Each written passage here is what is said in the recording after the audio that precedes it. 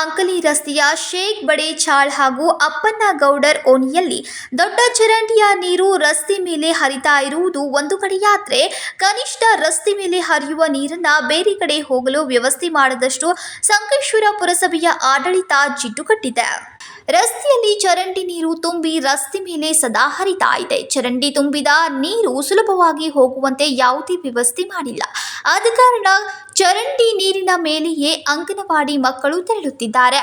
ಸಾರ್ವಜನಿಕರು ಬಳಸಿದ ನೀರು, ಬಚ್ಚಲು ನೀರು ರಸ್ತೆ ಮೇಲೆ ನಿಂತು ಗಬ್ಬಿದ್ದು ನಾರ್ತಾ ಇದೆ. ರಸ್ತೆಯಲ್ಲಿ ಕೊಳಚೆ ನೀರು ಸದಾ ಹರಿತಾ ಇದೆ.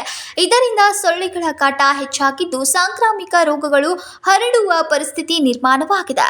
ಇನ್ನು ಈ ಬಗ್ಗೆ ಜೈನಮ ಮಕಾಂದಾರ್ ಮಾತನಾಡಿದ್ರು. ಜೈನಮ ಇಲಾಯಿ ಮಕಾಂದಾರ್, ಏನು ಪ್ರಾಬ್ಲಮ್ ಐತ್ರಿ? ನಮಗೆ ಈ ರೋಡ್ದಾಗ ಗಾಣಿ ಬರತ್ತಿದ್ಯಪ್ಪ, ಹುಡುಗರಿಗೆ ಆರಾಮಿಲ್ಲ ಏನ, ಮತ್ತು ಕೆಮ್ಮ ಉಗುಳ ನೆಗಡಿ ಎಲ್ಲ ಐತಿ. ಇದು ಗಾಣಿ ನೋಡ್ಕೇಸಿ ಮನುಷ್ಯಾಗ ಯಾರಿಗೂ ನಮ್ಮ ಓಣ್ಯಾಗ ಎಲ್ಲರಿಗೂ ಆರಾಮಿಲ್ಲ. ಮುನ್ಸಿಪಾಲ್ಟಿಗೆ ಹೋದ್ರೆ ಭೀ ಅವ್ರು ಯಾರು ದಾದ ಮಾಡಾನಿಲ್ಲ ಏನ. ಈ ಥರದಿಂದ ನೀವು ಏನು ಮಾಡ್ತೀರಿ ನೋಡ್ರಿ. ಎಲ್ಲರೂ ನಾವು ಬಂದು ಹಾಂ 2-3 ತಿಂಗಳು ಆತಪ್ಪ, 3 ತಿಂಗಳು ಆತು.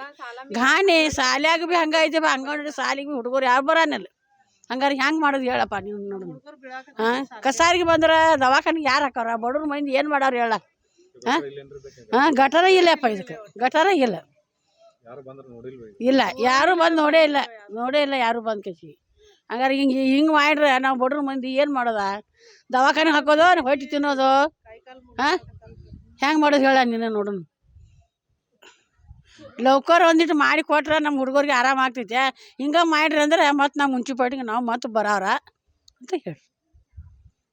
ಸ್ಥಳೀಯ ನಿವಾಸಿ ಜೈನಮ ಮಕಾಂದಾರ್ ಮಾತನಾಡಿ, ರಸ್ತೆಯ ಮೇಲೆ ಚರಂಡಿಯ ಕೊಳಚೆ ನೀರು ಬರ್ತಾ ಇದ್ದು ಸಾಂಕ್ರಾಮಿಕ ರೋಗ ಹರಡುವ ಸಾಧ್ಯತೆ ಇದ್ದು ಪುರಸಭೆಯವರು ಕೂಡಲೇ ನೀರು ಹೋಗಲು ದಾರಿ ಮಾಡಿಕೊಡಬೇಕು ಎಂದು ಆಗ್ರಹಿಸಿದ್ರು.